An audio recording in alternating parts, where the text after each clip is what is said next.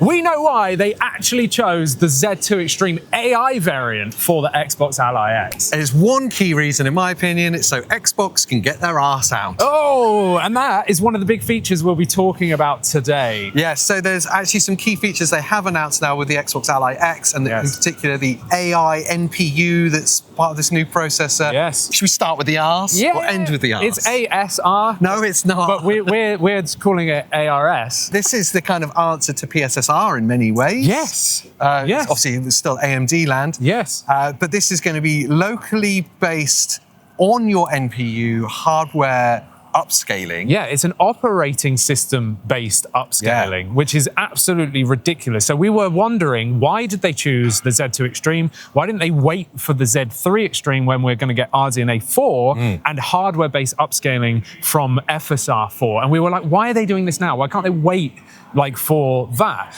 But now, just like you said with PISA, where PlayStation have taken some features from RDNA 4 and sort of backported it, it's almost in line with that, where we're getting hardware-based upscaling on an operating system level without the need for devs to implement the huge thing. Obviously, into games. FSR does rely on implementation from developers to work alongside AMD for it, but now this is all done locally on your machine, so no need to train models. It's all done hardware from an operating system basis.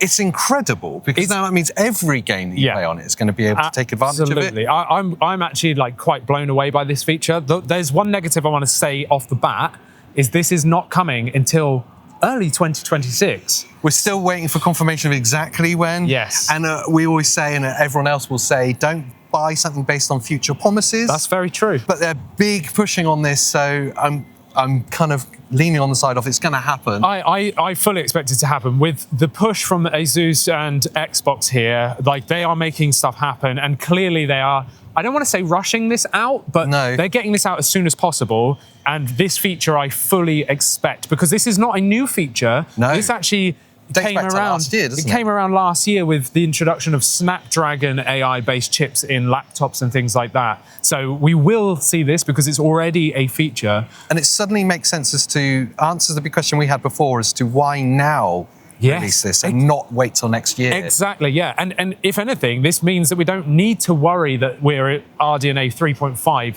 And this is one of the reasons why this is going to dominate the other handhelds, because any handheld that's just got a Z2 Extreme will not have this feature. It has to be the AI variant, and the only one with an AI variant is the Xbox Ally X. Yes, so not even the Ally version, the white cheaper version that's coming will have it, obviously. Just the Ally X version. It fundamentally gives a reason as to why to upgrade as well to current Ally X owners. Yes. Which I didn't think there would be as we went into this. I thought, don't worry about it, just wait for RDNA 4 and FS4 to be implemented. But now we've got a more compelling reason. There is other things as well that's coming with this that are less exciting. You're laughing at the wasp attacks. Like getting stung stung by a swarm of wasps. You have Copilot enabled, which we've seen on PCs that have any kind of AI tops available to them. Any NPUs in it, so you can implement Copilot. I think it's such a naff feature, but it's there. It can help you with games. This is the thing that I found really funny, is they led the live stream of talking about the features of why they chose the AI variant, and it was very much Copilot, Copilot, Copilot, which is great. I think this introduction into games is actually going to help. You'll be able to effectively get an AI walkthrough or help in a section of a game, which I actually think is really good, because time and time and again, when I'm playing a game or my wife's playing a game, we get stuck and we try and we try and try, and then eventually we resort to Google and we go to Google and we go, you know what, how to do this thing, and I hate it because I have to look at 3 walkthroughs before I find the information concise enough to help me. So if I don't have to even mess around with that, I can just press a button, get Copilot up and say, how do I do this, and it helps me. I actually think this is going to be helpful. I'll admit surrender on that one, because when they were talking about it, I was like, why are you talking about Copilot so much?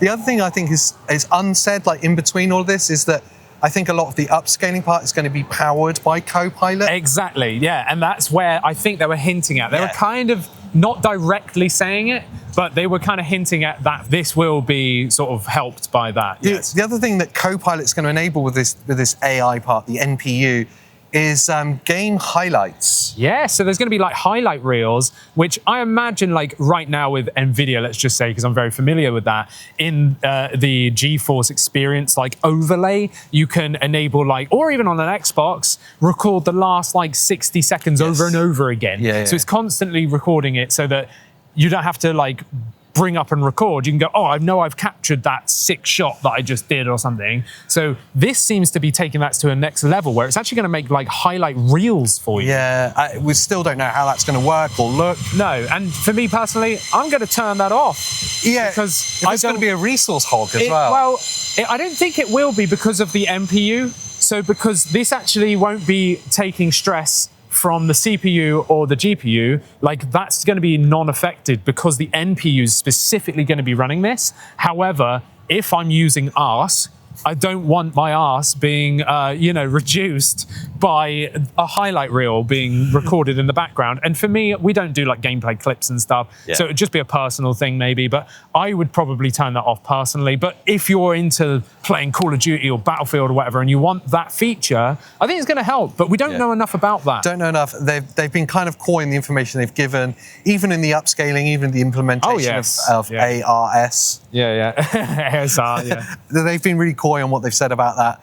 It's exciting though. What we do know is very exciting, and it does give a compelling reason to be looking at the Ally X variant of the Xbox handhelds. It gives a compelling reason to upgrade as well, which again, like I said earlier, I didn't think there'd be one. Yes, yeah, absolutely. I was not expecting any would you go as far as to say this is a generational leap? Yeah, I would, because this effectively is the equivalent of DLSS or FSR 4. Because we're getting hardware-based. This is not stressing your CPU or GPU, like I said, with the highlight reel. This has got a dedicated section that will be running this for you. And what we know so far, looking at last year's Snapdragon stuff with ASR, is that basically what it does is it lowers the system's resolution. So if you're on the desktop, let's say, I know this is not exactly how it's going to work on the Xboxes because we're not in Windows, we're in the Xbox big screen like picture mode, but just for argument's sake, it lowers the resolution of Windows entirely, not just the game, and that's how it will then upscale everything up. Right? And then so far with last year's information, you get 1 frame of latency.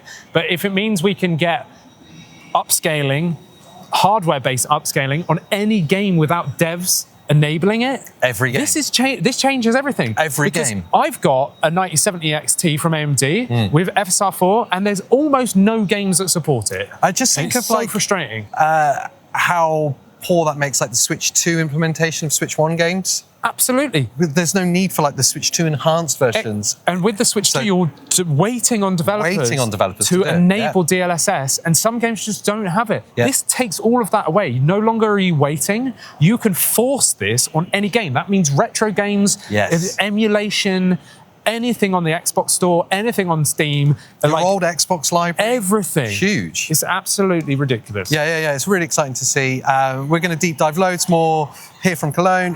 So make sure you're subscribed. And of course, there's more hands-on stuff coming in the future. They've said we're going to get hands-on.